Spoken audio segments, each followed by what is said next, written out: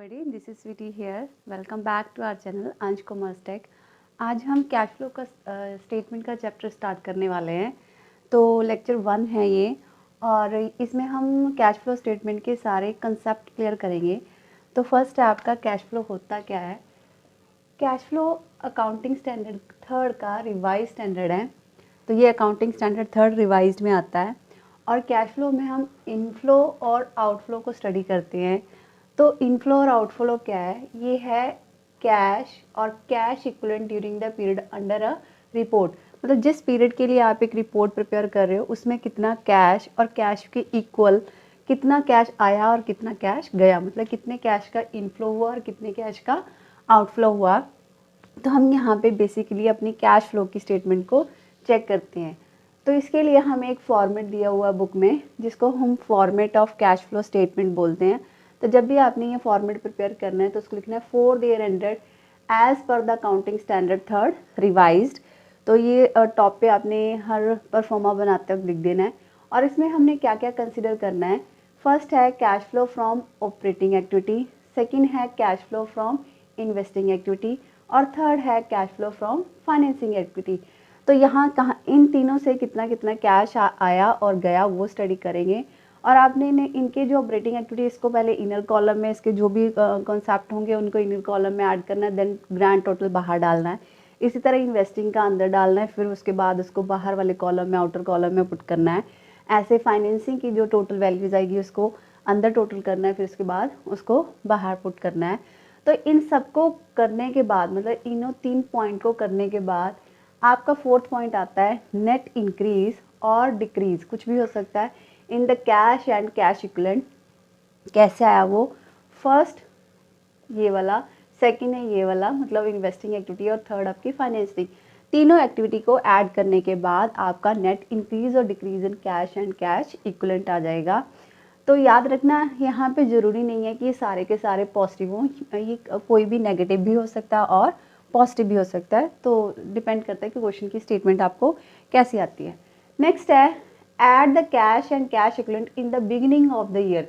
मतलब आपको जितने भी कैश और कैश इक्विवेलेंट की जो चीज़ें हैं और बिगिनिंग में, मतलब ओपनिंग में जितनी दी हैं, उसको इस ग्रैंड टोटल में ऐड कर दो। मतलब इन तीनों के टोटल में उसको ऐड कर देंगे। तो जो आंसर आएगा वो आपके कैश और cash equivalent at the end of the year या क्लोजिंग में जितना दिया होगा उसके इक्वल आएगा। आया समझ में आपको। पहले इन तीनों एक्टिविटी को ऐड करना है, जिससे आपका इंक्रीज डिक्रीज और कैश इक्विवेलेंट आ जाएगा। फिर उसके बाद आपने इसमें बिगिनिंग जितने भी कैश मतलब दिए हुए हैं उनको ऐड कर दो। तो जो आंसर होगा वो आपका क्लोजिंग कैश इक्विवेलेंट होगा। इसका मतलब का क्या है कि इसका आंसर भी आपको एंड में टैली हो जाएगा कि आप करेक्ट कर रहे हो या नहीं कर रहे हो। ठीक है। तो मैंने यहाँ पे ऑपरेटिंग वर्ड बोला कि cash flow from operating activity.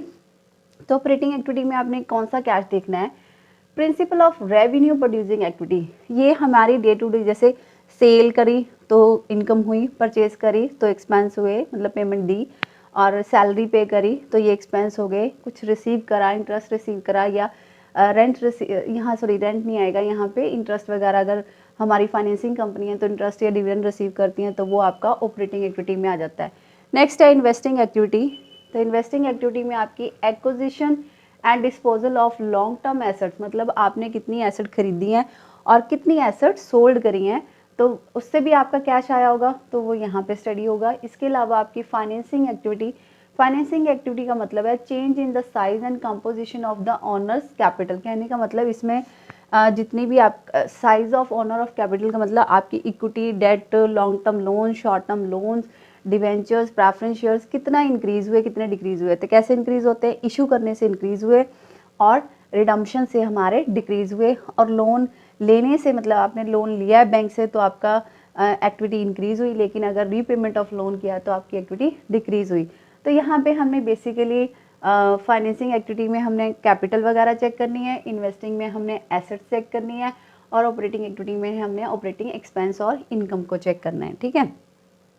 उसके बाद मैंने वर्ड 5th में यूज़ करा कैश एंड कैश इक्विवेलेंट। तो कैश एंड कैश इक्विवेलेंट में आपने बेसिकली क्या क्या ऐड करना है। पहला है cash in hand, cash at bank, current investment, cheque and draft on hands, short term deposit in banks and short term investment and marketable security. ये जो होते हैं ये इजीली कैश में जल्दी से जल्दी कन्वर्ट हो जाते हैं।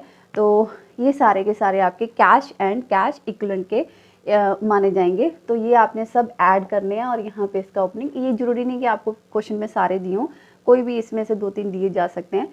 तो उसको यहाँ पे लिखोगे, उसी के क्लोजिंग को यहाँ चेक करोगे तो ये इक्वल आ जाएगा। ठीक है, तो ये है आपका कैश फ्लो स्टेटमेंट जिसमें है फॉर्मेट, और फॉर्मेट में ऑपरेटिंग इन्वेस्टिंग एक्टिविटीज़ हैं, तीनों को ऐड करा, जिसमें से मैंने beginning of cash equivalent add किया तो क्लोजिंग का आंसर आ गया। ये अब मैंने आपको मीनिंग बता दिया कि ऑपरेटिंग इन्वेस्टिंग और फाइनेंसिंग और कैश इक्विवेलेंट में हमने क्या स्टडी करना है। नेक्स्ट है, तो फर्स्ट स्टडी करते हैं कि ऑपरेटिंग एक्टिविटी क्या है। तो ऑपरेटिंग एक्टिविटी को हमने रेवेन्यू नेचर की इनकम और एक्सपेंस देखने हैं। तो ऑपरेटिंग एक्टिविटी 2 मेथड से होती है, डायरेक्ट मेथड से और एक इनडायरेक्ट मेथड से। तो डायरेक्ट मेथड हम बाद में करेंगे, किसी नेक्स्ट वीडियो में करेंगे, आज हम इनडायरेक्ट मेथड करने वाले हैं। तो इनडायरेक्ट मेथड जो है वो किसके ऊपर बेस्ड है, वो है आपकी फाइनेंशियल स्टेटमेंट के ऊपर बेस्ड। किसके ऊपर बेस्ड है, फाइनेंशियल स्टेटमेंट के ऊपर बेस्ड है। मतलब इनडायरेक्ट मेथड करने से पहले हमें फाइनेंशियल स्टेटमेंट पता होनी चाहिए कि क्या है। तो उसमें आती है स्टेटमेंट ऑफ P&L, तो जो हमारी रिवाइज स्टेटमेंट ऑफ P&L है वो पता होना चाहिए, हमें देखना आना चाहिए कि कौन सी इनकम और कैसे एक्सपेंस दिए हुए हैं। और दूसरा है हमारी बैलेंस शीट, तो बैलेंस शीट में आपकी किस तरह की बैलेंस शीट में इंफॉर्मेशन है, जैसे नोट टू अकाउंट में क्या क्या होता है, ये सारा कुछ आपको पता होना चाहिए। तो इनडायरेक्ट मेथड के लिए आपको पहले इन 2 कंसेप्ट को क्लियर करना ज़रूरी है। उसके बाद है cash flow from operating activity by indirect method. तो स्टार्ट करते हैं, फर्स्ट मेथड कैसे सॉल्व करते हैं। उसमें फर्स्ट नंबर पे लिखा है net profit before tax and extra ordinary item. Net profit before tax and extra ordinary item, तो उसमें जितने भी ये जो है हमें ये वर्किंग नोट से फाइंड आउट करना पड़ेगा। तो उसका वर्किंग नोट हम आगे के चल के करेंगे। तो पहले मैं आपको बता देती हूँ कि net profit before tax and extra ordinary first item होगी हमारी cash flow from operating activity की, जिसमें आपने एडजस्ट करनी है जितनी भी नॉन कैश और नॉन ऑपरेटिंग आइटम्स हैं। तो हम ऐड क्या करेंगे, ऐड करनी है आपने depreciation, goodwill, patent, trademarks, amortise मतलब write off, interest on bank overdraft, cash credit, interest on borrowing चाहे शॉर्ट टर्म है चाहे लॉन्ग टर्म है, interest on debentures, writing off underwriting commission, writing off shares issue expense. ये सारे जब मैंने writing word या अमोर्टाइज वर्ड लिखे हैं तो ये रिड्यूस होने चाहिए। क्या होने चाहिए, ये रिड्यूस होंगे तो यहाँ पे आएंगे, अगर इंक्रीज हो रहे हैं तो यहाँ पे नहीं आएंगे, ये अदर एक्टिविटी में चले जाएंगे। नेक्स्ट है loss on sale of fix asset, increase in the provision for doubtful debts, right of प्रीमिलरी, फिर वही है अगर ये डिक्रीज हो रहे हैं तो यहाँ पे आएंगे।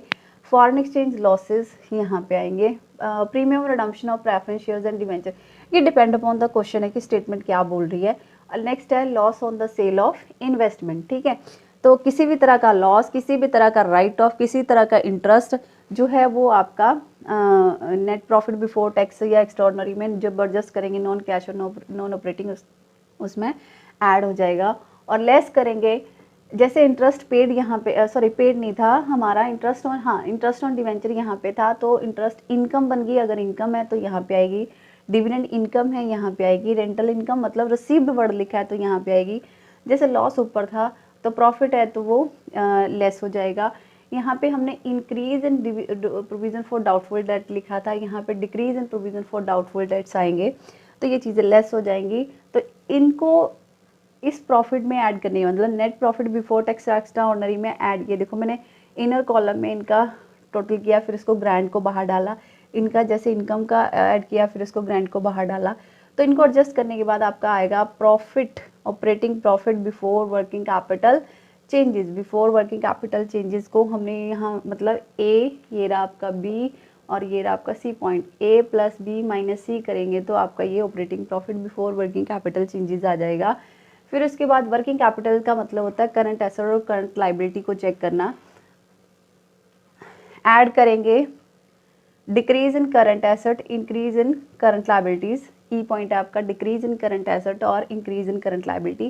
क्यों ऐड कर रहे हैं हम डिक्रीज इन करंट एसेट, देखो आपकी डेटर अगर 40,000 के थे, हम अज्यूम करते हैं कि डेटर आपके 40,000 के थे और ये अब 30,000 के रह गए हैं, तो इसका मतलब जो 10,000 के डेटर हैं उनसे आपको कैश मिल गया, तो कैश आया तो कैश को हम प्लस करेंगे। तो उसके बाद आपका operating profit before working capital change आ गया, जिसमें A plus B minus C, मतलब नेट प्रॉफिट में हमने एक्सपेंसेस को ऐड किया और इनकम को माइनस किया, तो ये आपका operating profit before working capital changes आ गया।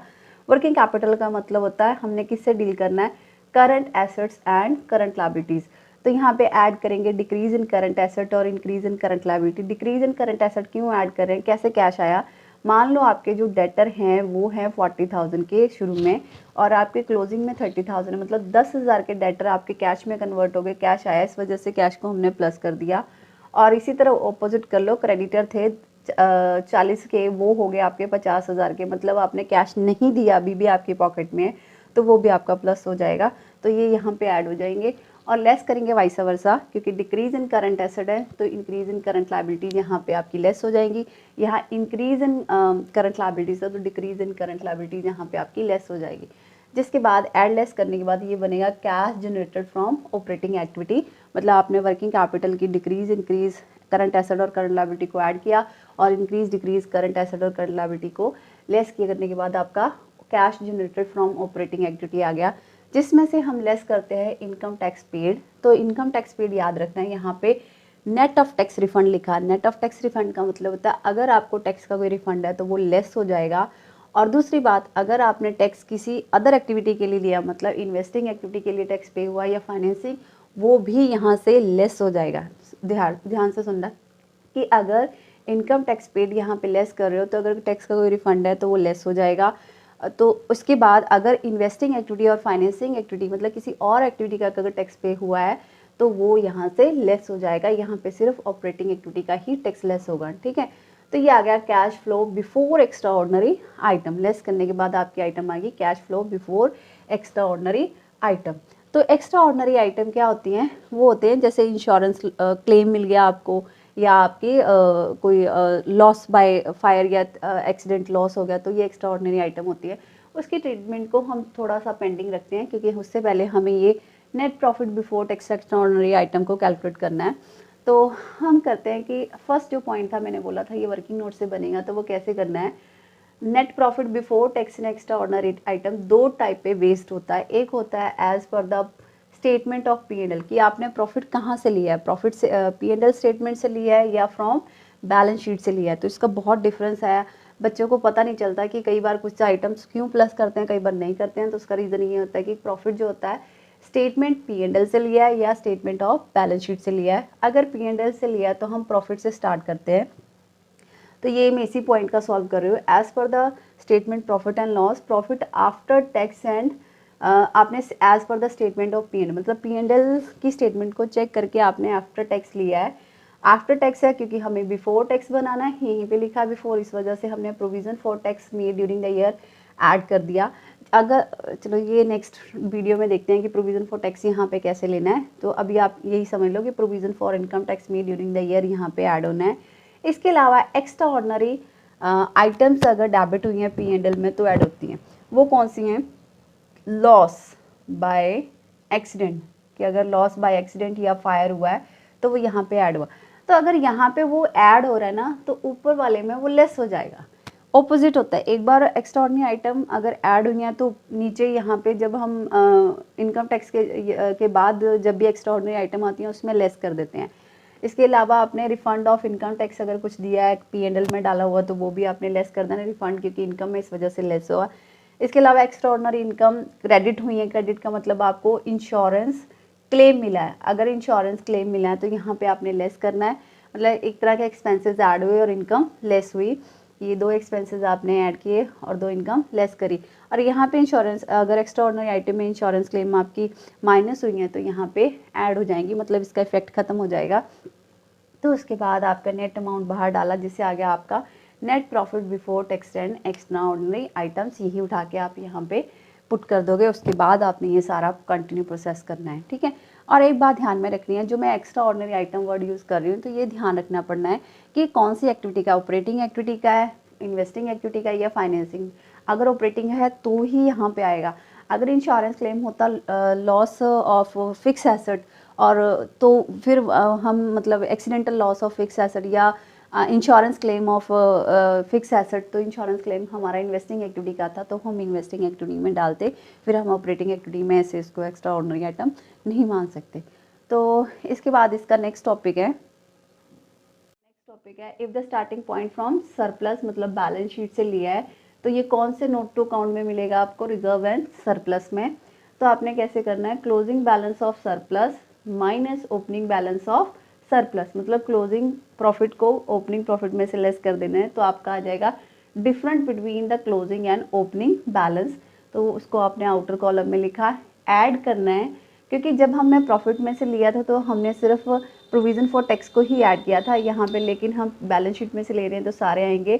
डिविडेंड पेड, डिविडेंड में पेड में final propose dividend during the year, तो ये ड्यूरिंग द ईयर मतलब ये प्रीवियस ईयर का है, प्रीवियस ईयर का लेना है आपने। Interim dividend during the year, transfer to reserve, ये अगर रिजर्व इंक्रीज हो रहे हैं तो यहाँ पे आएंगे। Provision for tax made during the year, इसके अलावा ये चीज़ें हमने पिछले में भी करी हैं, सेम है, प्रोविज़न फॉर टैक्स भी लिया है, और एक्स्ट्रा ऑर्डिनरी आइटम अगर डेबिट हुई है तो वो प्लस हो गई, सेम रूल लिए हैं, यहाँ पे प्लस हुई हैं तो आपके जो ऑपरेटिंग एक्टिविटी का मेन हेड बनेगा या मेन कंसेप्ट होगा उसमें से वो लेस हो जाएंगी एंड में, एक्स्ट्रा ऑर्डिनरी आइटम से पहले, सॉरी बाद में। फिर उसके बाद है less, then refund of income tax credit in P&L, वही आपने पहले भी जब आपने यहाँ पे प्रॉफिट एंड लॉस स्टेटमेंट से लिया तब भी ये लेस किया था, और एक्स्ट्रा ऑर्डिनरी आइटम भी वहाँ पे लेस करी थी, वही इंश्योरेंस क्लेम यहाँ पे लेस हुआ तो एंड में ऐड हो जाएगा, तो ये आ जाएगा आप net profit before tax and extra ordinary items.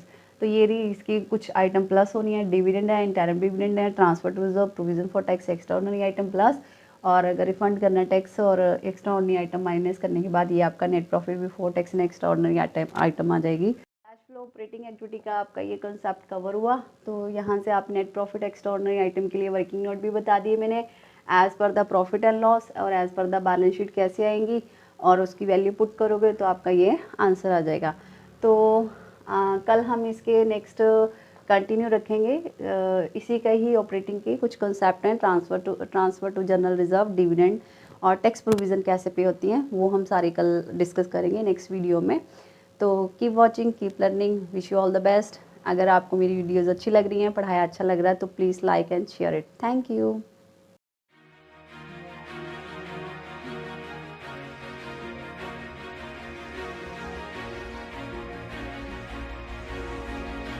Hello everybody, this is Sweety here, welcome back to our channel Ansh commerce tech. तो आज हम कैश फ्लो का लेक्चर नंबर 2 कंसेप्ट क्लियर करने वाले हैं।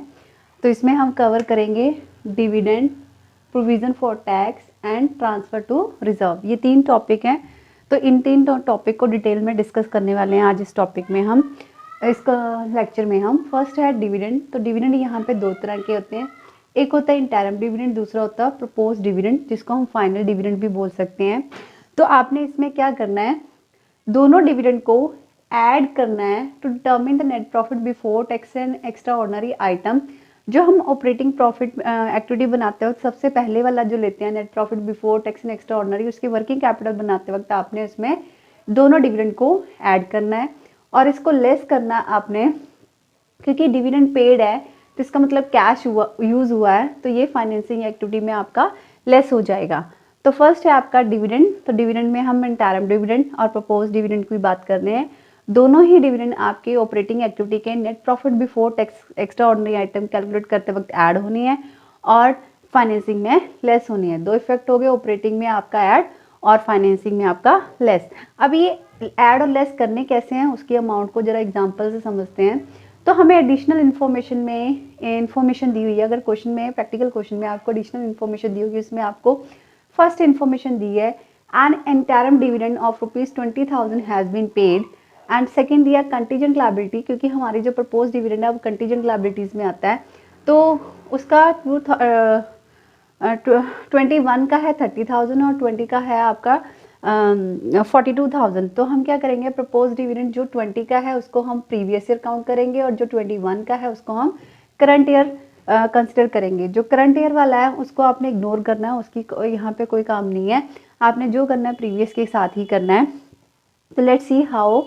तो cash flow from operating activity start किया, जिसमें net profit before extra ordinary के आइटम जब कैलकुलेट करते हैं तो हम एक वर्किंग नोट बनाते हैं, उसमें नेट प्रॉफिट लिखा प्लस इंटरम डिविडेंड जो कि 20,000 है, plus propose dividend. Propose dividend यहाँ पे आपने लेना है प्रीवियस ईयर का। कौन सा लेना है? प्रीवियस ईयर का। करंट ईयर को इग्नोर करना है। तो ये ऐड करके आपने ऑपरेटिंग एक्टिविटी के जो net profit before tax and extra ordinary item जो कैलकुलेशन होती है उसमें डालना है, ठीक है। सेकंड है cash flow from financing activity. तो इसमें आपने लेस करना था। हमने स्टार्टिंग में बोला कि डिविडेंड लेस होते हैं फाइनेंसिंग एक्टिविटी में, तो लेस कर देंगे इंटरम डिविडेंड और प्रपोज डिविडेंड। सेम वही है 20,000 पूरा का पूरा इंटरम डिविडेंड, लेकिन जो प्रपोज डिविडेंड है उसमें हम प्रीवियस ईयर का 42,000 लेस करेंगे। तो ये डिविडेंड का पूरा कंसेप्ट है। तो इसी तरह का क्वेश्चन आपको पेपर में आ सकता है। नेक्स्ट है प्रोविजन फॉर टैक्स। तो प्रोविजन फॉर टैक्स की सबसे पहले तो ये ऑपरेटिंग एक्टिविटी में ही एडजस्ट होता है, पर होता कैसे है वो हम स्टेप बाय स्टेप समझेंगे। तो प्रोविजन फॉर टैक्स की 3 इन्फॉर्मेशन आपको क्वेश्चन में गिवन हो सकती है। एक है provision for tax during the year made, provision for tax made during the year. दूसरा है इनकम टैक्स पे ड्यूरिंग द ईयर। और तीसरा, कई बार क्वेश्चन में आपको रिफंड ऑफ टैक्स भी लिखा होता है, ठीक है। तो तीनों इन्फॉर्मेशन अगर आपको गिवन है तो आपने क्या करना है, रिफंड ऑफ टैक्स को कैसे यूज करना है कि जो टैक्स पेड लिखा हुआ क्वेश्चन में उसमें से आपने रिफंड ऑफ टैक्स माइनस कर देना है, तो आ जाएगा नेट ऑफ रिफंड। इसका मतलब जब इनकम टैक्स पेड आपने लेस करना है तब आपने नेट ऑफ रिफंड पेड जो भी है वो यूज करना है। एक्चुअल टैक्स पेड जो नॉर्मल टैक्स पे क्वेश्चन में गिवन है वो नहीं लेना। नेट रिफंड टैक्स जो है वो आपने यहाँ पे कंसिडर करना है। तो 3 इन्फॉर्मेशन होगी, एक है प्रोविजन फॉर टैक्स मेड, एक है इनकम टैक्स पेड और है रिफंड। रिफंड का कहाँ पे ट्रीटमेंट है? टैक्स पेड में जो माइनस हो जाएगा, ठीक है। और प्रोविजन फॉर टैक्स कहाँ पे करना है आपने इफेक्ट इसका ऐड करना है to determine the net profit before extra ordinary item. वही है कि आपने जब ऑपरेटिंग एक्टिविटी का net profit before tax and extra ordinary item करना है तब ऐड करने हैं। और अगर टैक्स पेड है तो आपने लेस करना है from a cash generated from operating. मतलब जब आप वर्किंग कैपिटल की चेंजेस को एडजस्ट कर देते हो उसके बाद जो कैश जनरेटेड फ्रॉम ऑपरेशन आता है उसमें से इसको लेस करना है। मेनली मेड वाला आपका प्लस होगा और पेड वाला आपका माइनस होगा। तो मैंने इसके कुछ केसेस भी बनाए हैं। केस नंबर 1 है कि आपको बैलेंस शीट में इंफॉर्मेशन गिवन है कि प्रोविजन फॉर टैक्स आपको बैलेंस शीट में गिवन है कि 20th का है 19,000 और 21 का है 2021 का है आपका 13,000। तो प्रीवियस ईयर आपका 20 जो हुआ प्रीवियस ईयर और 21 आपका करंट ईयर हुआ। तो अगर कोई और इन्फॉर्मेशन नहीं गिवन है तो हम क्या मानते हैं, प्रीवियस ईयर को पेड मान लेते हैं और करंट ईयर को मेड मान लेते हैं। सो हमें पता ही है मेड का क्या करना है प्लस और पेड का क्या करना है माइनस। सिचुएशन बता दिया कहाँ कहाँ पे प्लस माइनस करना है, तो यहीं से आपका कवर हो जाएगा, ठीक है। अगर single provision for taxation given है आपको ओपनिंग और क्लोजिंग, तो आपने क्या करना है, ओपनिंग मतलब प्रीवियस ईयर वाले को पेड और क्लोजिंग मतलब करंट ईयर वाले को आपने मेड मानना है। तो प्रीवियस वाला पे हो जाएगा तो माइनस होगा और करंट वाला मेड बनेगा तो प्लस हो जाएगा, ठीक है। नेक्स्ट केस है आपको फिर बैलेंस शीट में प्रोविजन फॉर टैक्सेशन ही दिया हुआ है। आपका ओपनिंग है 3,20,000 और क्लोजिंग है आपकी 21 की 4 लाख। लेकिन यहाँ पे एक एक्स्ट्रा काम कर दिया कि एडिशनल इन्फॉर्मेशन भी आपको गिवन है। एडिशनल इन्फॉर्मेशन में लिखा है income tax paid during the year. आपको additional tax paid during the year दे दिया, तब उस केस में आपने प्रोविजन फॉर टैक्सेशन का अकाउंट बनाना है। तो उस अकाउंट में क्या करना है, बाय बैलेंस ब्रॉट डाउन मतलब ओपनिंग बैलेंस यहाँ पे आएगा क्योंकि प्रोविजंस है तो क्रेडिट साइड से बैलेंस शुरू होता है। तो बाय बैलेंस ब्रॉट डाउन 3,20,000 और to balance carried on closing balance. अब आपको लिखा टैक्स पेड लिखा है तो टू साइड पे डालना है, टू बैंक 2 लाख क्योंकि आप प्रोविजन को यूज करोगे तो टू प्रोविजन इस वजह से कम होगा 2,80,000 टैक्स पेड। और यहाँ पे बैलेंसिंग फिगर आपकी आ गई, ये balancing figure I by statement of P&L provision made. तो फिर वही स्टेटमेंट, अगर टैक्स पेड है स्टार्टिंग में बताया टैक्स पेड है तो माइनस होगा और टैक्स प्रोविजन मेड है तो प्लस होगी। करने की सिचुएशन वैसे ही है कि net profit before tax calculate करते वक्त आपने मेड वाला प्लस करना है और cash generated from operating operation के बाद आपने माइनस करना है पेड वाला, ठीक है। नेक्स्ट केस नंबर 3 है एडिशनल इन्फॉर्मेशन में है कि provision for income tax made during the year. वहाँ पे मैंने पेड वर्ड यूज किया, यहाँ पे मेड ड्यूरिंग द प्रोविजन बना रहे हैं तो फिर आपको प्रोविजन फॉर टैक्सेशन का अकाउंट बनाना पड़ेगा। Bye balance brought down by, उसी इलस्ट्रेशन को कंटिन्यू रखा है मैंने। Bye balance brought down 3,20,000 closing carried on 4 lakh और यहाँ पे आपको मेड दिया है तो मैंने बाय स्टेटमेंट P&L लिख दिया प्रोविजन मेड 2,80,000। अब आपकी बैलेंसिंग फिगर टू बैंक आ गई मतलब टैक्स पेड आ गया। तो फिर वही सिचुएशन, ये वाला माइनस हो जाएगा और ये वाला प्लस हो जाएगा। सिचुएशन आपको पता ही है कहाँ प्लस माइनस होना है। And the last is transfer to reserve. तो ट्रांसफर टू रिजर्व कहाँ पे लिखा होता है, पहले तो नोट टू अकाउंट चेक करोगे जिसमें रिजर्व एंड सरप्लस का हेड होगा, उसमें आपको मिलेगा ये रिजर्व्स।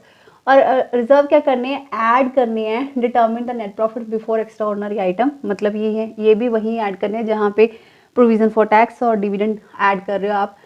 तो करना कैसे, एग्जांपल बताया कि रिजर्व एंड सरप्लस के में नोट टू में रिजर्व एंड सरप्लस है जिसमें आपका 20 का और 21 का जनरल रिजर्व आपको गिवन है। तो देखो 20 में था 20,000, अब हो गया 30,000, 10,000 से इंक्रीज हो गया, इसको आपने ऐड करना है to determine the net profit before tax and extra ordinary item. तो ये तीनों कंसेप्ट क्लियर है। अब मैं बार बार ये वर्ड यूज कर रही हूँ कि net profit before extra ordinary item में ऐड करना है, तो मैंने उसको करके भी बताया कैसे करना है। Difference between the opening minus opening and closing, मतलब क्लोजिंग माइनस ओपनिंग सरप्लस ले लोगे, प्रॉफिट ले लोगे बैलेंस शीट में से। प्रपोज डिविडेंड लिया वहां से, इंटरम डिविडेंड लिया वहां से। प्रपोज मैंने लिखा हुआ प्रीवियस ईयर का लेना है। प्रोविजन फॉर टैक्स मेड लेना है, जो भी सिचुएशन में मेड है वो यहाँ पे आ सकता है।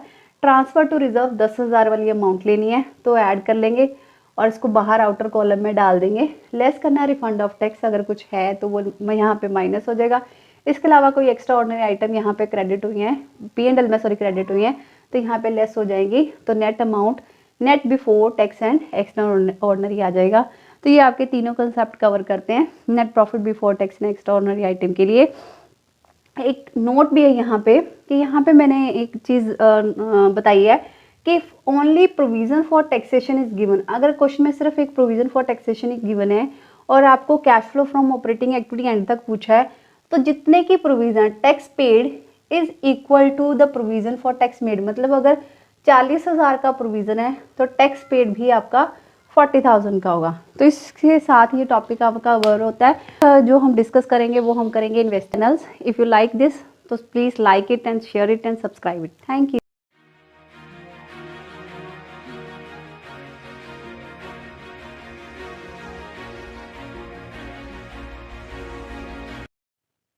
Hello everybody, this is Sweety here. Welcome back to our channel Ansh commerce tech.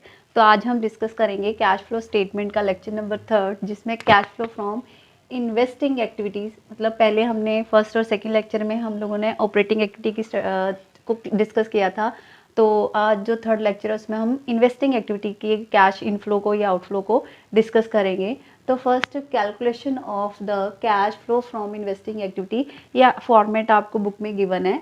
तो यहाँ पे फ्लो फ्रॉम इन्वेस्टिंग मतलब कैश कैसे आया उसको कैलकुलेट करना है। तो यहाँ पे दो पार्ट में डिवाइड किया है, ए और बी। ए में मैंने यूज़ करा कैश फ्लो फ्रॉम, मतलब कहाँ से पैसा आपका प्लस हो रहा है, कैश प्लस हो रहा है, और कैश यूज कहाँ से आपका कैश माइनस हो रहा है। तो इसमें मैंने वो सारी एक्टिविटीज़ बताई हैं जिसमें आपका कैश क्या हो रहा है, प्लस हो रहा है। तो proceed from sale of fix asset या नॉन करंट इन्वेस्टमेंट, जब भी आप किसी फिक्स एसेट को सोल्ड करोगे तो आपको जो कैश है वो आएगा, तो वो आपका प्लस हो जाएगा। ये वो फिक्स एसेट जैसे land, building, plant and machinery भी हो सकती है। और नॉन करंट इन्वेस्टमेंट आपकी non current long term investment जो आपने करी है उसको भी अगर सेल करते हैं तो उससे भी अगर कैश मिलता है तो वो भी हमारा कैश फ्लो माना जाएगा इन्वेस्टिंग एक्टिविटी में, तो वो प्लस होगा। नेक्स्ट है loan and advances repayment received. अगर आपने लोन एंड एडवांसेस गिवन है तो यहाँ पे देखो मैंने ना पेमेंट में लोन एंड एडवांसेस गिवन लिखा है। यहाँ पे हम लोन जब देते हैं, दे रही है कंपनी तो आप माइनस कर रहे हो, और अगर कंपनी उसी के ऊपर रीपेमेंट मतलब लोन की कोई इंस्टॉलमेंट आपको वापस मिल रही है, रिसीव हो रही है, तो उसको कैश इनफ्लो या cash flow from investing activity बोलते हैं। तो ये आपका प्लस हो जाएगा। लोन किसी भी तरह का हो सकता है, लोन एंड एडवांस किसी भी तरह के लॉन्ग टर्म और शॉर्ट टर्म दोनों तरीके के हो सकते हैं। इसके अलावा थर्ड है rent receive from property held as investment. आपने कोई प्रॉपर्टी एज इन्वेस्टमेंट रखी हुई है और उसके ऊपर बिल्डिंग के ऊपर आपको रेंट रिसीव हो रही है या लैंड के ऊपर आपको रेंट रिसीव हो रहा है, वो भी आपका इन्वेस्टिंग एक्टिविटी का इनफ्लो होगा। उसके नेक्स्ट है डिविडेंड रिसीव ऑन शेयर्स, क्योंकि हम शेयर्स में अगर इन्वेस्टमेंट करते हैं तो उससे हमें डिविडेंड रिसीव होता है, तो वो इनकम भी यहाँ पे प्लस होगी। नेक्स्ट है इंटरेस्ट रिसीव ऑन डिवेंचर। तो अगर आपने इन्वेस्टमेंट इन डिवेंचर करी है तो तब भी आपको अगर इंटरेस्ट रिसीव हो रहा है वो भी आपका इन्वेस्टिंग एक्टिविटी में आएगा। तो बेसिकली आपका सेल, लोन या एडवांसेस, अगर repayment of received, rent receive, dividend receive, interest receive word लिखा है तो आपकी इन्वेस्टिंग एक्टिविटी के वो इनफ्लो हैं। तो यूज्ड कहाँ पे होता है कैश, आप कहाँ से आउटफ्लो करते हैं इसकी, payment for a purchase of fix asset. Sale करिए तो ऑब्वियसली प्लस हुआ क्योंकि आपकी एसेट चली गई और कैश आपके बिजनेस में प्लस हो गया, पे परचेज करा तो कैश गया और एसेट आई है, इस वजह से पेमेंट जो है used in cash investing activity माना जाता है। तो फिक्स एसेट भी हो सकती हैं, और दूसरा मैंने फिर वही एग्जांपल दिया नॉन करंट इन्वेस्टमेंट। मैंने यहाँ पे गुडविल भी लिखा है, तो गुडविल वैसे अगर कम होती है तो उसको हम ऑपरेटिंग एक्टिविटी में राइट ऑफ मानते हैं, लेकिन अगर इंक्रीज होती है तो उसको हम परचेज कंसिडर करते हैं, तो वो cash used in investing activity में माइनस हो जाता है। नेक्स्ट है लोन एंड एडवांस गिवन, जैसे रीपेमेंट ऑफ रिसीव्ड है तो प्लस हुआ, तो गिवन लोन अगर आपने दिया तो आपका कैश आउटफ्लो हो गया तो वो लेस हो जाएगा। तो ये कुछ आइटम्स हैं जिनको आपको ध्यान में रखना पड़ेगा कि कौन सी इन्वेस्टिंग में प्लस होती हैं, कौन सी माइनस होती हैं, ठीक है। तो यहाँ से आपका ये सारी प्लस के आइटम्स हैं, ये आपकी माइनस की हैं, प्लस माइनस किया तो ये कैश फ्लो फ्रॉम या यूज्ड इन, फ्लो मतलब पॉजिटिव आंसर आएगा यहाँ पे तो हम फ्रॉम लिखेंगे, और अगर नेगेटिव आंसर आ गया तो हम यहाँ पे यूज्ड वर्ड यूज कर लेंगे इन्वेस्टिंग एक्टिविटी, ठीक है। नेक्स्ट है कि हमने जब ये इन्वेस्टिंग एक्टिविटी को डिस्कस किया तो उसी के साथ हमें कुछ अकाउंट बनाने पड़ते हैं। वो किस पर्पज़ के लिए बनाने पड़ते हैं? Determine the missing value of the fix asset, हमें अपनी फिक्स एसेट की कुछ मिसिंग वैल्यूज़ को फाइंड आउट करना होता है। कौन कौन सी मिसिंग हो सकती हैं? लाइक अ सेल, मतलब कितने की सेल हुई वो ढूंढनी है, कितने की परचेज करी वो ढूंढनी है, सेल करने पे आपको प्रॉफिट या लॉस हुआ वो चेक करना पड़ सकता है, डेप्रिसिएशन कितनी है वो देखना पड़ सकता है। तो ये सारी चीज़ें हमें मिसिंग हैं तो हमें एक अकाउंट बनाना पड़ता है। बट उससे पहले मैंने यहाँ पे बताया कि अगर सेल आपकी फाइंड आउट होती है तो आपने इन्वेस्टिंग एक्टिविटी में क्या करनी है? ऐड, ठीक है। आपको पहले पता होना चाहिए अगर सेल आई है तो इन्वेस्टिंग एक्टिविटी में क्या होगी? ऐड। नेक्स्ट है आपकी परचेजेस, जैसे वहाँ पे मिसिंग में लिखा परचेजेस, तो परचेजेस जो है इन्वेस्टिंग एक्टिविटी में क्या होती है? लेस। अगर परचेजेस कौन सी? किसी भी फिक्स एसेट की या नॉन करंट इन्वेस्टमेंट की अगर आपने परचेजेस करी है तो वो क्या होगी इन्वेस्टिंग एक्टिविटी में? लेस। उसके अलावा प्रॉफिट ऑन सेल, अगर आपने फिक्स एसेट को सेल किया और उसके ऊपर आपको कोई प्रॉफिट हुआ तो वो ऑपरेटिंग एक्टिविटी में लेस होता है। Profit on a sale of fix asset less in operating activity. Next है लॉस ऑन सेल, अगर मान लो प्रॉफिट के बजाय हमें लॉस ऑन सेल हो गया फिक्स एसेट तो वो ऑपरेटिंग एक्टिविटी में आपका ऐड होता है। और लास्ट आपका depreciation of the current year, ये जरा ध्यान से सुनना, depreciation of the current year ही लेना है क्योंकि आगे क्वेश्चन मैं आपको करवाऊंगी तो उसमें आप डेप्रिसिएशन 2 बार 3 बार अलग अलग एसेट पे अलग अलग दी होती है, तो वो हमें चेक करनी है कि यहाँ पे सिर्फ करंट ईयर वाली डेप्रिसिएशन आनी है तो वो ऑपरेटिंग एक्टिविटी में ऐड। तो आपको ये 4 ट्रीटमेंट समझ आ गए कि आपने क्या करना है। सेल है तो इन्वेस्टिंग में आएगा, परचेज है तो इन्वेस्टिंग में आएगा, सेल है तो प्लस होगा, परचेज है तो माइनस होगा, और प्रॉफिट और लॉस और डेप्रिसिएशन ये तीनों ऑपरेटिंग एक्टिविटी की हैं। प्रॉफिट है तो माइनस होगा, लॉस है तो प्लस होगा, और डेप्रिसिएशन है तो प्लस होगी करंट ईयर की। उसके बाद मैंने बोला कि अकाउंट बनने हैं, तो अकाउंट बनने कैसे हैं? Fix asset show in a written down value या fix asset show at a original cost value. 2 method दिए हो सकते हैं written down value. Written down simple है कि हर बार आप अपनी डेप्रिसिएशन की वैल्यू को एसेट में से रिड्यूस करते जा रहे हो। तो करना कैसे है? फिक्स एसेट है, एसेट का जो बैलेंस होता है वो डेबिट साइड से शुरू होता है, तो इस वजह से टू बैलेंस ब्रॉड डाउन मतलब opening balance, by balance carry down मतलब क्लोजिंग बैलेंस, ठीक है। ये ओपनिंग क्लोजिंग फिक्स एसेट का डाल दिया आपने। अगर आपको क्वेश्चन में सेल गिवन है, सेल मतलब फिक्स एसेट की सेल गिवन है, इन्वेस्टमेंट की सेल गिवन है, तो आपने लिखना है बाय बैंक। सेल है तो इधर लिखना है, और अगर परचेजेज है तो यहाँ लिखना है। तो मोस्टली आपके क्वेश्चन में कई बार ये बैलेंसिंग फिगर ही आती है। तो ये सेल है और यहाँ पे परचेजेज है, टू साइड पे आपने परचेज कर दिया और बाय साइड पे आपने सेल कर दिया। अब हमने बोला कि जब सेल होना है तो प्रॉफिट एंड लॉस भी हो सकता है, तो हमने वही लॉस ऑन सेल, अगर बाय लॉस है तो बाय साइड पे आएगा, अगर प्रॉफिट है तो टू साइड पे आ जाएगा, ठीक है। To by loss on sale या टू प्रॉफिट ऑन सेल, वो एक ही सिचुएशन हो सकती है, या तो प्रॉफिट होगा या तो लॉस होगा। उसके बाद bye depreciation on the of the current year, की करंट ईयर की जो टोटल डेप्रिसिएशन है वो यहाँ पे डाल दी, तो ये आपका बैलेंस हो जाएगा। यहाँ पे आपकी बैलेंसिंग फिगर ये भी हो सकती है, डेप्रिसिएशन भी हो सकती है, मतलब इन्फॉर्मेशन के ऊपर डिपेंड है कि कौन सी इन्फॉर्मेशन आपको गिवन है। तो ये है रिटर्न डाउन वैल्यू मेथड, जिसमें कि हमने ओरिजिनल में से डेप्रिसिएशन लेस करके यहाँ पे बैलेंसिंग फिगर ली है, ठीक है। तो यहाँ पे फ़र्क यही है कि यहाँ पे हमें डेप्रिसिएशन करंट ईयर की ली है, ठीक है।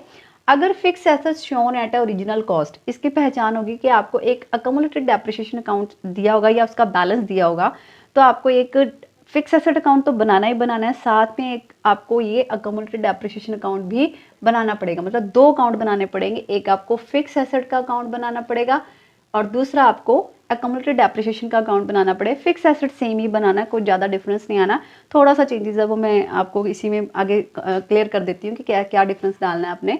तो पहले अकोमुलेटेड डेप्रिसिएशन में डालना है, क्योंकि अकोमुलेटेड डेप्रिसिएशन है तो ये बाय साइड से शुरू होगा, एक तरह का प्रोविजन होता है। By balance brought down to balance carry down. Opening balance by side से, फिक्स एसेट का टू साइड से था और डेप्रिसिएशन का बाय साइड से शुरू होगा, तो by balance brought down to balance carry down.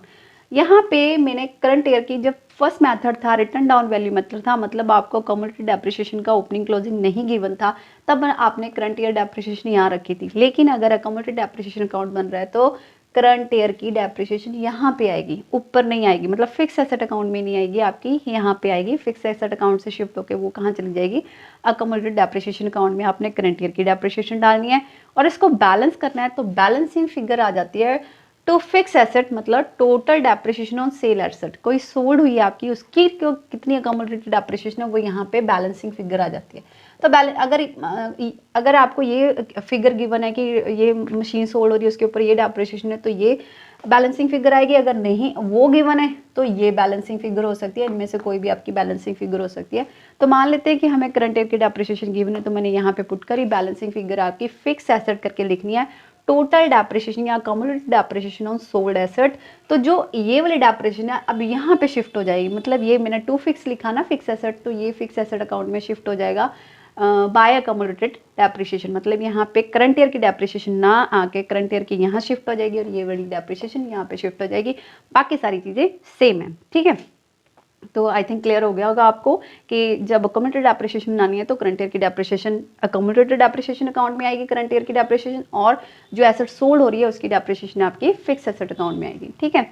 तो ये थे अकाउंट। अब मैंने यहाँ पे बोला है आपको कि जैसे अकाउंट बन गया तो आपको पता चला सेल हुई है, तो सेल मैंने फर्स्ट में बता दिया कि ऐड करनी है, तो आप इन्वेस्टिंग एक्टिविटी में ये वाली अमाउंट उठाओ और इन्वेस्टिंग एक्टिविटी में ऐड कर दो।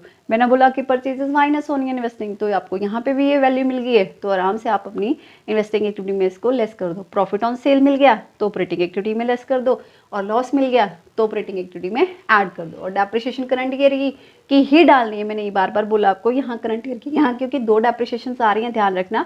जब हम अकम्युलेटेड डेप्रिसिएशन अकाउंट बनाते हैं तो दो डेप्रिसिएशन आ रही है, लेकिन हमने कौन सी सिर्फ डालनी है करंट ईयर की, तो करंट ईयर को ऑपरेटिंग एक्टिविटी में ऐड हो जाएगी, और जो सोल्ड वाली है वो आपकी फिक्स एसेट अकाउंट में ट्रांसफ़र हो जाएगी, ठीक है। तो लॉस भी आ गया, सेल भी आ गया, प्रॉफिट ऑन सेल भी आ गया, लॉस ऑन सेल भी आ गया, डेप्रिसिएशन ऑफ करंट ईयर।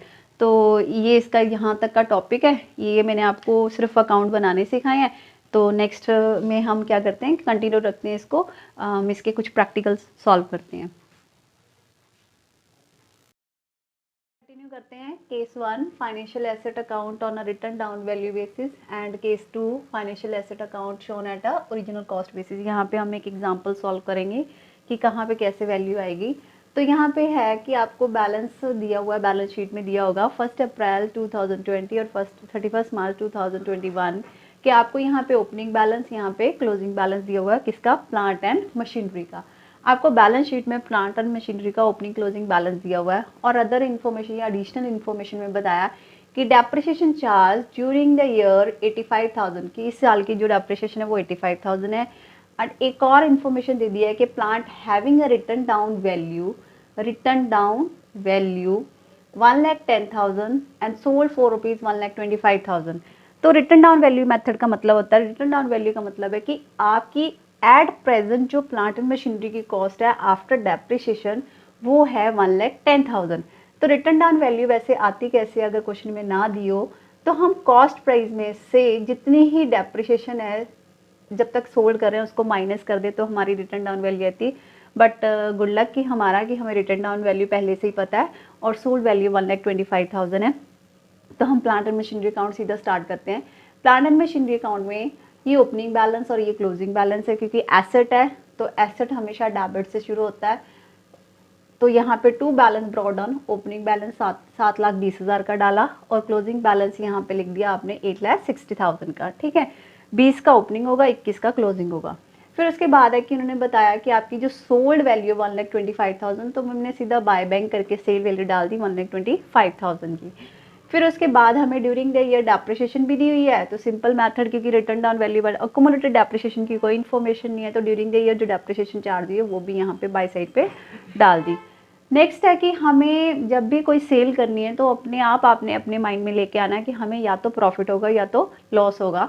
तो मैं यहाँ पे चेक कर रही हूँ, देखने से पता चल रहा है कि 1,10,000 की एट कॉस्ट मेरे पास थी मार्केट की उस टाइम पे मशीनरी की, लेकिन जब मैं मार्केट में उसको सेल करती हूँ तो वो 1,25,000 की सोल्ड होती है, मतलब मुझे 15,000 का प्रॉफिट हो रहा है। तो यहाँ पे मैंने टू प्रॉफिट ऑन सेल डाल दिया 15,000। वैसे मैंने इसका फॉर्मूला भी लिखा है कि सेल प्राइस में से अगर रिटर्न डाउन वैल्यू माइनस कर दो, सेल प्राइस में से अगर रिटर्न डाउन वैल्यू माइनस कर दो तो प्रॉफिट आता है। पॉजिटिव है तो प्रॉफिट आएगा, अगर नेगेटिव हो गया तो लॉस हो जाएगा, फिर हम बाय साइड पे शिफ्ट कर देते हैं लॉस को।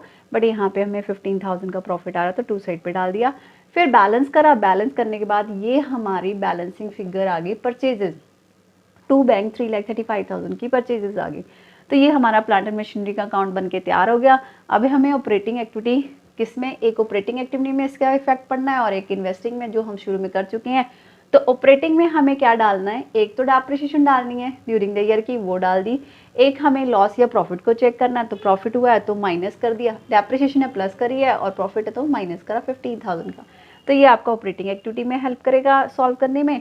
और cash flow from investing activity में आपने क्या करना, सिर्फ दो चीज़ों की डील होती है, या सेल या purchase.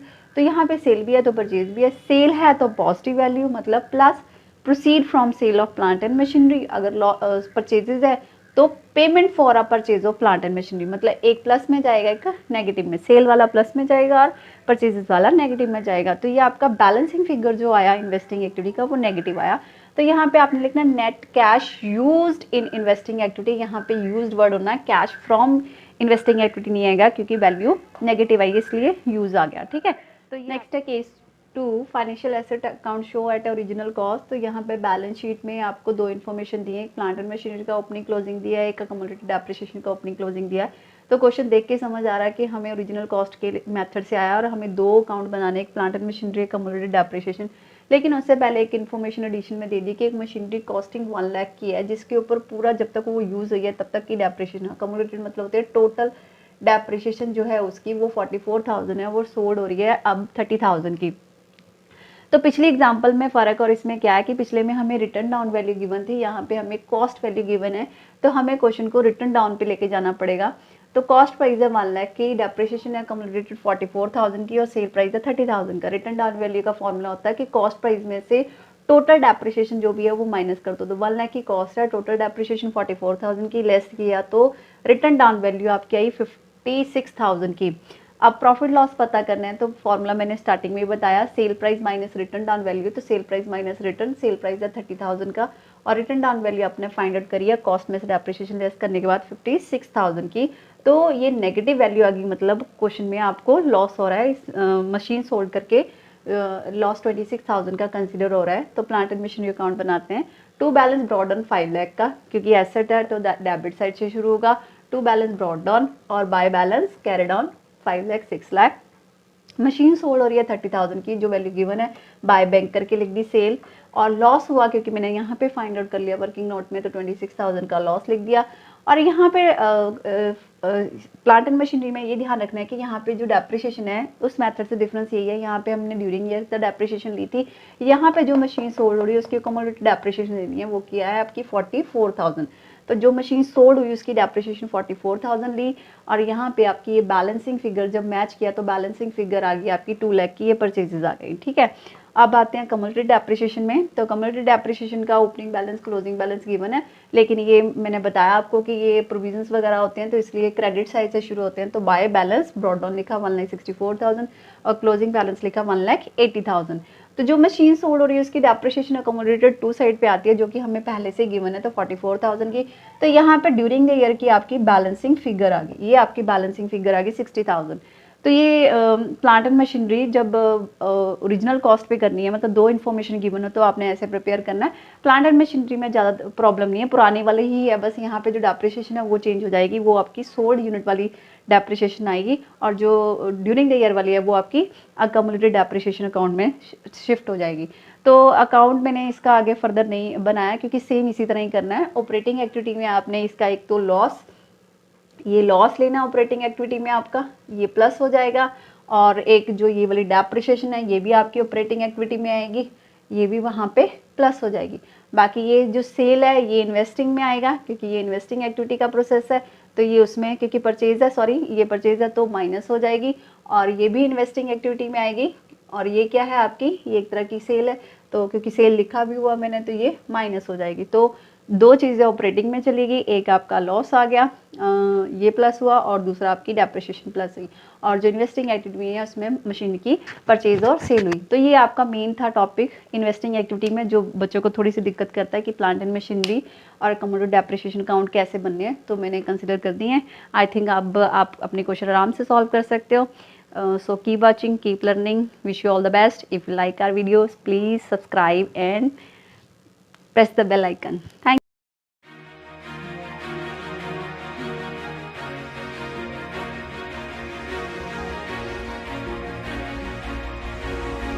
everybody. This is Viti here. Welcome back to our channel Ansh Commerce Tech. तो आज हम कैश फ्लो स्टेटमेंट की फाइनेंसिंग एक्टिविटी करेंगे, जो कि हमारा लेक्चर नंबर 4 है। तो हम फाइनेंसिंग एक्टिविटी में फिर वही दो पार्ट डिवाइड कर देंगे, ए एंड बी। ए में हम फ्लो पढ़ेंगे, फ्लो फ्रॉम फाइनेंसिंग एक्टिविटी मतलब प्लस, और इसमें हम यूज्ड पढ़ेंगे कि कितना फाइनेंसिंग एक्टिविटी में कितना माइनस आपका कितना कैश आउटफ्लो में जा रहा है। यहाँ पे इनफ्लो, यहाँ पे आउटफ्लो।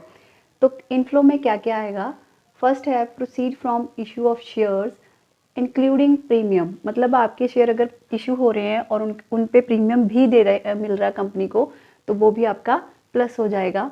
और proceed from issue of debenture, same वही है कि शेयर डिवेंचर इशू हो रहे हैं लेकिन वो प्रीमियम पे हो रहे हैं तो प्रीमियम प्लस कर देंगे, और डिस्काउंट पे हो रहे हैं तो डिस्काउंट माइनस कर देंगे।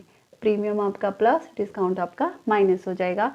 नेक्स्ट है लॉन्ग टर्म लोन रिसीव्ड, मतलब आपका जो आपने लोन लिया है तो आपको कैश आपके पास आएगा, तो इससे भी कैश इनफ्लो हो जाएगा आपका। नेक्स्ट है शॉर्ट टर्म लोन रिसीव्ड, मतलब शॉर्ट टर्म लोन लिए तो भी आपके पास कैश इनफ्लो हो जाएगा। शॉर्ट टर्म लोन में क्या क्या आता है, bank overdraft and cash credit. तो ये चीज़ें अगर आप as a loan short term loan लेते हो तो आपकी कैश इनफ्लो बढ़ जाएगी। नेक्स्ट है cash used in financing activity. तो फाइनेंसिंग एक्टिविटी में मैंने लेस लिखे हैं, कौन कौन सी चीज़ें लेस होने वाली हैं जिससे आपका कैश आउटफ्लो में आएंगी। फर्स्ट है payment for redemption of preference shares, मतलब प्रेफरेंस शेयर रिड्यूस कर दिए, रिडीम कर दिए। And payment for redemption of debentures, इसी तरह ही डिवेंचर्स भी रिडीम कर दिए, मतलब वापस कंपनी ने अपने पास ले लिए तो कंपनी को कैश देना पड़ेगा।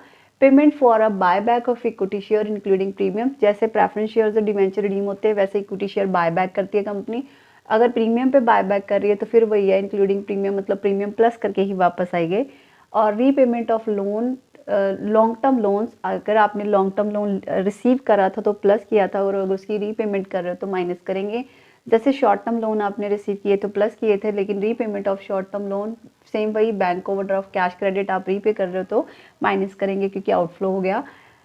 Interim dividend paid during the years, कोई डिविडेंड पे किया है, प्रपोज्ड और फाइनल डिविडेंड पे किया है। यहाँ पे हम प्रीवियस ईयर भी लिख सकते हैं कि हम प्रीवियस ईयर का डिविडेंड पे करेंगे।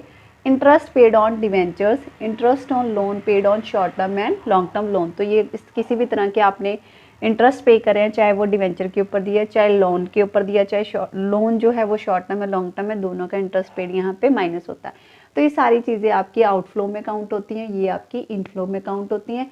इनको ऐड करेंगे तो ये बाकी सारी लेस करेंगे तो ये आपकी नेट अमाउंट आएगी, जिसको लिखेंगे नेट कैश फ्लो फ्रॉम, अगर पॉजिटिव है तो प्लस और यूज्ड हुआ तो माइनस फाइनेंसिंग एक्टिविटी। तो ये आपका आंसर आ जाएगा। आपका बोनस, अगर बोनस देती है कंपनी तो not shown in the cash flow statement, क्योंकि यहाँ पे हमें कोई भी कैश की ट्रांजैक्शन नहीं करते।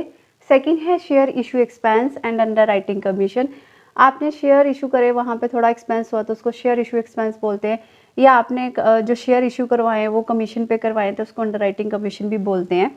तो ये जो एक्सपेंस और कमीशन है अगर इंक्रीज हो रही है, मतलब वैल्यू अगर उसकी बढ़ रही है तो फाइनेंसिंग एक्टिविटी में आपने इसको लेस करना है, और अगर उसकी वैल्यू कम हो रही है और क्वेश्चन में कुछ भी ऐसा स्टेटमेंट में लिखा नहीं हुआ कुछ स्पेसिफिक, तो आपने उसको ऑपरेटिंग एक्टिविटी में ऐड करना है। अगर इंक्रीज हो रही है तो फाइनेंसिंग में लेस हो जाएगी, और अगर डिक्रीज हो रही है तो ऑपरेटिंग में प्लस हो जाएगी। ठीक है, नेक्स्ट है मैंने आपको डिवेंचर्स का भी एक पॉइंट कवर करवाया है। तो यहाँ पे नॉन करंट लायबिलिटीज है, ये क्लोजिंग बैलेंस है और ये ओपनिंग बैलेंस है। तो ओपनिंग में आपके पास थे 1,20,000 के डिवेंचर, और क्लोजिंग में आपके पास ये बन गए 1.5 लाख के डिवेंचर्स, ठीक है, 1,50,000 की। और फर्दर इन्फॉर्मेशन दी है कि new debenture were issued on 31 मार्च, मतलब क्लोजिंग वाली डेट को आपने नए डिवेंचर इशू करे हैं, मतलब जो ये 30,000 के इंक्रीज हो रहे हैं वो 31 मार्च 2021 को हो रहे हैं, और जो इशू हो रहे हैं वो डिस्काउंट पे हो रहे हैं, वो 10% डिस्काउंट रेट है। तो आपने पहले इसका मैंने वर्किंग नोट बताया, मतलब इन सब में 3 इन्फॉर्मेशन आपकी हैं। फर्स्ट है discount on issue of debenture, जो 10% है वो किसके ऊपर है, जो इशू हुए हैं। इशू कितने हुए हैं, 1,20,000 के थे, आपकी क्लोजिंग 1,50,000 की होगी, मतलब 30,000 से आपके इंक्रीज हुए। तो इंक्रीज जितनी वैल्यू हुई है उसके ऊपर 10% किया, तो 3,000 आपका discount on issue of debentures आ गया। दूसरा पॉइंट ये कि नए शेयर कितने के अमाउंट के इशू हुए हैं, तो वो थे 30,000, लेकिन 3,000 का उनके ऊपर डिस्काउंट है तो वो लेस हो जाएगा, टोटल आपका 27,000 आ गया। थर्ड पॉइंट है कि इंटरेस्ट ऑन डिवेंचर आपने क्वेश्चन में मेंशन है, या कैलकुलेट करो या ना करो, नहीं भी बोला हुआ फिर भी आपने इसको कैलकुलेट करना ही करना है। तो इंटरेस्ट ऑन डिवेंचर 1,20,000 के ऊपर 8% कैलकुलेट किया तो 9,600 है, क्योंकि debenture at the end issue हुए हैं, इसका मतलब सारा साल आपके पास 1,20,000 थे, इसलिए मैंने ओपनिंग के ऊपर इंटरेस्ट कैलकुलेट करा है, ठीक है। अगर ये ऑपोजिट होता कि ये कहते कि जो डिवेंचर इशू हो वो 31 मार्च 2000 या 1 अप्रैल 2020 को ही इशू हो गए तो हम 1.5 लाख के ऊपर इंटरेस्ट देते, लेकिन यहाँ पे हमें बताया गया कि स्पेसिफिकली कि क्लोजिंग डेट के ऊपर डिवेंचर इशू हुए हैं, तो हमारे पास 1,20,000 के थे पूरा ड्यूरिंग द ईयर, ठीक है, उसके ऊपर 9,600 का इंटरेस्ट ऑन डिवेंचर आ गया। अब इनको डालना कहाँ पे, मतलब इनको इनकी वैल्यू को पुट कहाँ पे करना है। पहला इफेक्ट पड़ेगा ऑपरेटिंग एक्टिविटी में, तो नेट प्रॉफिट में आपने ऐड करना है discount on issue of debenture, वो था 3,000, और दूसरा ऐड करना है इंटरेस्ट पेड ऑन डिवेंचर, वो है 9,600। तो यहाँ से आपने दोनों इन्फॉर्मेशन चेक कर ली और डाल दी, दोनों ऑपरेटिंग एक्टिविटी में ऐड होनी है। Non operating and non financing amount है। तो नेक्स्ट है सेकंड है फाइनेंसिंग एक्टिविटी, जिसमें आपने क्या करना है, प्रोसीड, मतलब नए शेयर इशू हुए हैं तो कैश कंपनी को मिला होगा तो 27,000 नेट अमाउंट डालनी है, और इंटरेस्ट पेड है तो वो माइनस करना है। तो इस वजह से आपका फाइनेंसिंग और ऑपरेटिंग दोनों इफेक्ट करेंगे। अगर डिवेंचर्स इशू होते हैं और अगर रिडीम होते हैं तो दोनों के ऊपर इफेक्ट पड़ेगा। तो इस टॉपिक को हम यहीं तक ख़त्म करते हैं, तो नेक्स्ट इसकी प्रैक्टिकल करेंगे। तो नेक्स्ट हम प्रैक्टिकल स्टार्ट करते हैं। तो calculate the cash flow from financing activity. तो यहाँ पे हमें इंफॉर्मेशन गिवन है, एक है क्लोजिंग की और एक है ओपनिंग की। 2020 का आपको शेयर कैपिटल दिया है 6 लाख का, 21 का आपका 8 लाख का, और प्रेफरेंस शेयर कैपिटल आपके 2 लाख के ओपनिंग में थे लेकिन क्लोजिंग में नहीं है, और डिवेंचर्स आपके क्लोज ओपनिंग में नहीं थे लेकिन क्लोजिंग में है। तो यहाँ से भी थोड़ा समझ आता है कि पहले थे और अब नहीं है, तो इसका मतलब यहाँ पे ये रिडीम हो गए हैं, और पहले नहीं थे और अब हैं, मतलब शुरू में नहीं थे लेकिन क्लोजिंग बैलेंस शीट में आ गए हैं, तो ये इशू माने जाते हैं, ठीक है।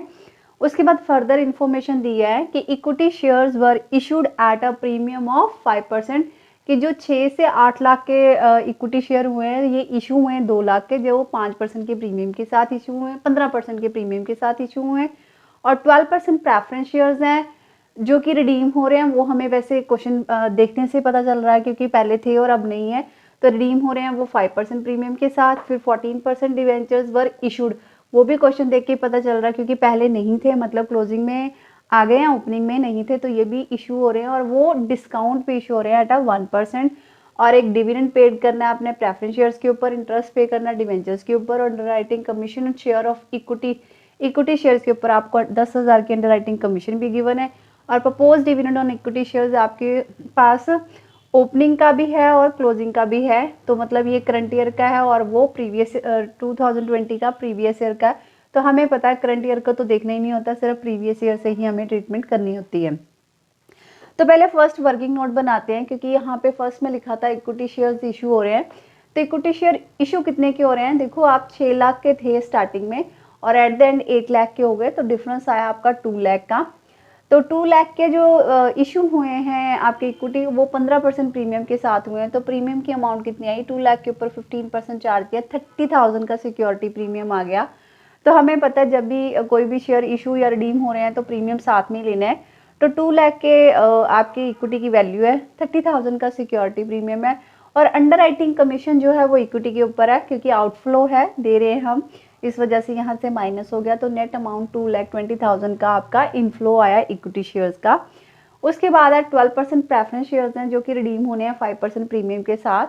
तो फिर देखते हैं 2 लाख के थे प्रेफरेंस शेयर्स और 5% प्रीमियम मतलब 10,000 का आपका सिक्योरिटी प्रीमियम आ गया। तो प्रीमियम हमें ऐड ही करना होता है, चाहे शेयर इशू हो रहे हैं चाहे रिडीम हो रहे हैं। तो 2,10,000 की आपकी ये आउटफ्लो हो गया क्योंकि शेयर्स रिडीम हो रहे हैं, प्रेफरेंस शेयर रिडीम हो रहे हैं।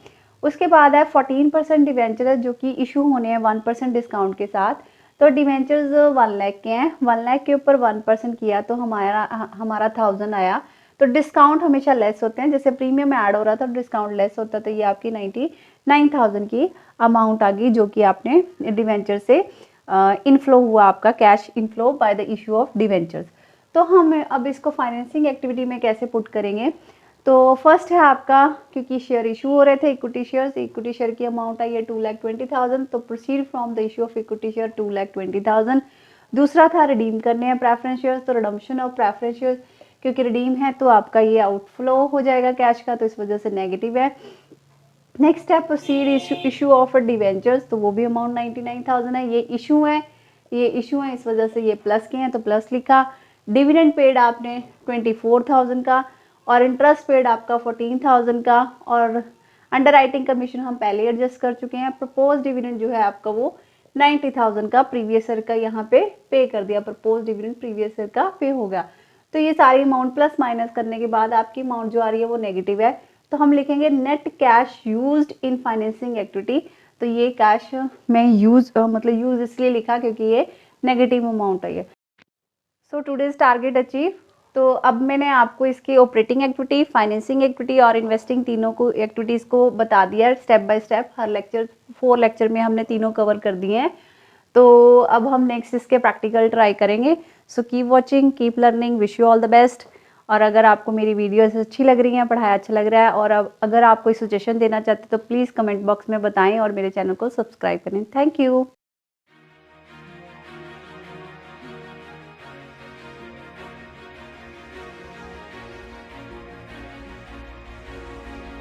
Hello everybody, this is Sweety here. Welcome back to our channel Ansh commerce tech. तो आज हम कैश फ्लो स्टेटमेंट के कुछ प्रैक्टिकल करेंगे। ये हमारा लेक्चर नंबर 5 है कैश फ्लो स्टेटमेंट के ऊपर। तो फर्स्ट स्टार्ट करते हैं। बैलेंस शीट दी है आपको क्वेश्चन में। बैलेंस शीट में आपको 31 मार्च 2021 और 31 मार्च 2020 का कुछ इन्फॉर्मेशन दी हुई है। फर्स्ट है आपका बैलेंस शीट को रीड कैसे करना है। फर्स्ट है आपकी equity and liability main head, and second है आपकी एसेट्स मेन हेड। जो इक्विटी एंड लायबिलिटी है उसमें 2 हेड हैं, शेयर होल्डर फंड और दूसरा है current liability. Share holder fund में आपके share capital and reserve and surplus आते हैं, और करंट लायबिलिटीज़ में आपकी करंट लायबिलिटीज़ जो भी होंगी ट्रेड पेबल जैसे यहाँ पे एक दिया हुआ है। फिर उसके बाद इनका टोटल करेंगे तो ये आपकी इक्विटी एंड लायबिलिटीज़ का टोटल हो गया। देन एसेट है जिसमें एक नॉन करंट एसेट दी हुई है, एक आपको करंट एसेट दी हुई है। नॉन करंट एसेट में फिक्स एंड टेंजिबल एसेट्स दी हुई हैं, और करंट एसेट में आपको current investment, short term and inventories and cash and bank balance दिया हुआ है। तो क्वेश्चन को रीड करने से मुझे पता चला कि करंट एसेट हमारे पास करंट लायबिलिटीज़ ये हैं और करंट एसेट्स ये हैं। हमें इंक्रीज डिक्रीज चेक करना है वर्किंग कैपिटल में, और उसके बाद हमारी जो करंट इन्वेस्टमेंट और कैश एट बैंक है ये एंड में हमें आंसर चेक करने में हेल्प करेगी। नेट इंक्रीज या डिक्रीज इन जो भी हमारी कैश एंड कैश इक्विवेलेंट आएगा उसमें ऐड करने के बाद हमें पता चलेगा कि सही है क्वेश्चन क्या, या एट द एंड कितनी हमें एट द एंड आपका कितना कैश एंड कैश इक्विवेलेंट आपके पास आया है। ठीक है, तो ये टैली भी हो जाएगा आपका। तो ये क्वेश्चन को रीड करने का तरीका। उसके बाद है नोट टू अकाउंट बने होते हैं। इसमें एक ही है फिक्स एसेट, जिसमें फिक्स एसेट यही वाली फिक्स टेंजिबल एसेट जिसमें हमें प्लांट एंड मशीनरी का ओपनिंग क्लोजिंग दिया हुआ है, और इसके अलावा कुछ एडिशनल इन्फॉर्मेशन दी हैं जैसे कंटीजेंट लायबिलिटीज़ का ओपनिंग और क्लोजिंग दिया। कंटीजेंट लायबिलिटी में प्रपोज डिविडेंड है जो कि 2021 की करंट है, ये करंट ईयर है, और 2020 आपका ये प्रीवियस ईयर है। तो जैसे कि हमें पता है प्रपोज डिविडेंड का करंट का कोई काम नहीं होता, सिर्फ प्रीवियस को एड लेस करना होता है। सेकंड है आपको 50,000 की डेप्रिसिएशन दी है प्लांट एंड मशीनरी के ऊपर ड्यूरिंग द ईयर, मतलब पूरे डेप्रिसिएशन चार्ज करिए ड्यूरिंग द ईयर जो बताई हुई है। और एक piece of plant and machinery है 12,000 जिसकी कॉस्ट है। और बुक वैल्यू को याद रखना हम रिटर्न डाउन वैल्यू भी बोलते हैं 5,000 है। और वह sold at a 60% profit on a book value, मतलब इसी का 60% प्रॉफिट हुआ है, मतलब इसी का 60% ऐड कर देंगे तो हमें क्या मिल जाएगा, सेलिंग प्राइस, क्योंकि क्वेश्चन में सेलिंग प्राइस मिस है, प्लांट एंड मशीनरी कितने की सेल हुई है। तो फर्स्ट हम प्लांट एंड मशीनरी को प्रिपेयर करते हैं इन वर्किंग नोट्स। तो प्लांट एंड मशीनरी एसेट है तो टू बैलेंस ब्रॉड डाउन, ये रहा प्लांट एंड मशीनरी का ओपनिंग बैलेंस 5 लाख और क्लोजिंग बैलेंस है आपका 8 लाख। देन उसके बाद है कि depreciation during the year charge, तो by depreciation during the year 50,000 full depreciation charge कर दी। और मशीन जो सोल्ड हो रही है उसकी सेल बाय बैंक पे आती है, तो कैसे आएगी, हमारी बुक वैल्यू मतलब रिटर्न डाउन वैल्यू हमारी रिटर्न डाउन वैल्यू कितनी है 5,000, इसी का ही आपने 60% ऐड किया जो कि 3,000 आया, तो सेलिंग प्राइस 8,000 यहाँ पे पुट किया। तो क्वेश्चन में पहले ही पता था कि हमें प्रॉफिट हुआ है और प्रॉफिट टू साइड पे जाता है, to profit on sale of asset या प्लांट एंड मशीनरी 3,000। तो हमने जब टैली करा कैरी डाउन डालने के बाद 8 लाख का ये कैरी डाउन डाला और टैली किया तो हमारा टू बैंक बैलेंसिंग फिगर आई जो कि purchases of plant and machinery 3,55,000 की है। तो ये प्लांट एंड मशीनरी का आपका अकाउंट प्रिपेयर हो गया।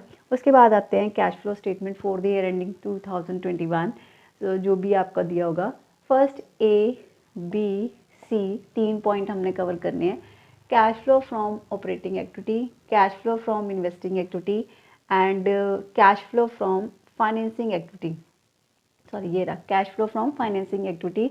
तो cash flow from operating activity में हमें net profit before tax and extra ordinary item चाहिए, तो इसके लिए हम वर्किंग नोट बनाते हैं, तो मैंने यहीं पे कंसिडर किया वर्किंग नोट। तो difference between the opening and closing surplus है आपका 10 लाख का, मतलब कहाँ से आया ये 10 लाख, ये रहा आपका रिजर्व एंड सरप्लस। तो यहाँ पे नोट 2 में नहीं दिया था, इसका मतलब ये हमारा सरप्लस प्रॉफिट एंड लॉस ही है और कुछ नहीं है, इसमें जनरल रिजर्व वगैरह नहीं है। तो ये 1,50,000 का ओपनिंग था, 2,50,000 का क्लोजिंग है। इट मीन्स आपका जो क्लोजिंग माइनस ओपनिंग करके आपका जो ये है डिफरेंस है वो आपका 1 लाख का आपका net profit before tax and extra ordinary item आ गया। उसमें हम ऐड करेंगे उसमें हम ऐड करेंगे प्रपोज डिविडेंड, वो भी प्रीवियस ईयर का। उसके बाद आपका net profit before tax and extra ordinary item आएगा, तो वो आपने यहाँ पे लिख दिया। फिर ऐड करेंगे, एडजस्ट करेंगे non cash non operating item, expense है तो ऐड हो जाएंगे और इनकम है तो माइनस हो जाएगी। तो सबसे पहले यहाँ पे एक डेप्रिसिएशन थी, ये थोड़ा हमें दिमाग में रखना पड़ेगा, माइंड में सोचना पड़ेगा कि क्या क्या नॉन ऑपरेटिंग एक्सपेंस और इनकम है जो यहाँ पे हमने क्वेश्चन में रीड करी। तो पहली तो डेप्रिसिएशन थी, क्योंकि मशीनरी अकाउंट से 2 चीज़ें हमारी यहाँ पे आती हैं, तो हमने डेप्रिसिएशन ऐड कर दी 50,000 ड्यूरिंग द ईयर वाली। और आपका प्रॉफिट ऑन सेल है तो profit on sale of fix asset minus होता है, तो ये यहाँ पे माइनस हो गया। तो और कोई इन्फॉर्मेशन है नहीं हमारे पास नॉन ऑपरेटिंग और नॉन कैश और नॉन ऑपरेटिंग की आइटम्स की, तो हमारा ये आ गया operating profit before working capital changes आ गए। तो यहाँ पे आपकी मैंने ये एरोस बनाए हैं, प्लस और माइनस का साइन है। करंट एसेट्स और करंट लायबिलिटीज, अगर एरो नीचे की तरफ है इसका मतलब डिक्रीज इन करंट एसेट और एरो ऊपर की तरफ है मतलब इंक्रीज इन करंट लायबिलिटी, तो ये ऐड होती हैं। और वाइस वर्सा, अगर एरो नीचे की तरफ है मतलब डिक्रीज इन करंट एसेट और इंक्रीज इन करंट एसेट्स और डिक्रीज इन करंट लायबिलिटी आपकी माइनस होती है, मतलब एरो ऊपर की तरफ है तो इंक्रीज है और नीचे की तरफ है तो डिक्रीज है। तो यहाँ पे हमें देखना पड़ेगा कि हमारे पास एक ट्रेड पेबल है और एक इन्वेंट्री है। तो ट्रेड पेबल लायबिलिटीज़ है, तो ये लायबिलिटीज़ आपकी 40 से 50 मतलब इंक्रीज हुई और इंक्रीज में प्लस का साइन है तो प्लस हो जाएंगे डिफरेंस के साथ। तो डिफरेंस है आपका 40 से 50 हुआ 10,000। और इन्वेंट्री आपकी एसेट है और इन्वेंट्री आपकी भी इंक्रीज हुई है, तो इन्वेंट्री की करंट एसेट में आती है, यहाँ पे मेंशन भी है, ये करंट आपकी करंट एसेट की पार्ट है। तो करंट एसेट्स में अगर इंक्रीज होते हैं तो वो माइनस होते हैं, इस वजह से इन्वेंट्री, क्योंकि आपकी 75,000 की थी और अब 1 लाख की हो गई तो 25,000 से आपका नेगेटिव। ये आ गया cash generated from operating activity 1,72,000। और इसमें से हम टैक्स पेड लेस करते हैं, अगर कोई क्वेश्चन में गिवन होता, यहाँ पे है नहीं, तो आपका सीधा cash flow from operating activity answer आ गया 1,72,000। तो इसका मतलब फ्रॉम लिखा क्योंकि यहाँ पे हमें पॉजिटिव आंसर आ रहा है, नेगेटिव होता तो यूज़ लिखते। नेक्स्ट है cash flow from investing activity, तो जिसमें हमें 2 ही चीज़ें इन्फॉर्मेशन अवेलेबल है, एक तो है सेल ऑफ प्लांट, दूसरा है परचेज ऑफ प्लांट। तो सेल ऑफ प्लांट आपका पॉजिटिव 8,000 ले लिया और परचेज ऑफ प्लांट 3,55,000 आपका नेगेटिव ले लिया, तो 3,47,000 की आपकी ये cash flow from used in cash flow, cash used in investing activity का आंसर आ गया आपका 3,47,000, क्योंकि ये नेगेटिव है इस वजह से यहाँ पे यूज्ड वर्ड यूज़ किया है। नेक्स्ट है cash flow from financing activity. तो यहाँ पे हमारी कैपिटल चेक करी, 7 लाख से आपकी 10 लाख हो गई, 3,000 से इंक्रीज़ हुआ तो 3 लाख से आपकी proceed from share of issued आ गया। और यहाँ पे हमें लास्ट में डिविडेंड पेड लिखा हुआ कंटीजेंट लायबिलिटी में, तो करंट को तो लेना नहीं है, प्रीवियस की 40,000 की पेमेंट हो गई। तो ये आपका आ गया cash flow from financing activity, क्योंकि ये पॉजिटिव आया इस वजह से फ्रॉम फाइनेंसिंग एक्टिविटी लिखा है। यहाँ पे यूज्ड आया, यूज इसलिए लिखा क्योंकि यहाँ पे नेगेटिव आंसर आया था इन्वेस्टिंग एक्टिविटी में, और आपका ऑपरेटिंग में भी पॉजिटिव था, इस वजह से यहाँ पे भी हमने फ्रॉम वर्ड यूज़ किया। ठीक है, फिर उसके बाद हमारा आया net increase in cash and cash equivalent. तो ए प्लस बी मतलब ये मतलब operating activity plus investing activity plus financing activity. तो एक पॉजिटिव, ये पॉजिटिव का ऑपरेटिंग, इन्वेस्टिंग नेगेटिव का, ये पॉजिटिव का प्लस माइनस किया तो आपका 85,000 पॉजिटिव आ गया। तो इस वजह से हमने यहाँ पे net increase in cash and cash equivalent लिखा है।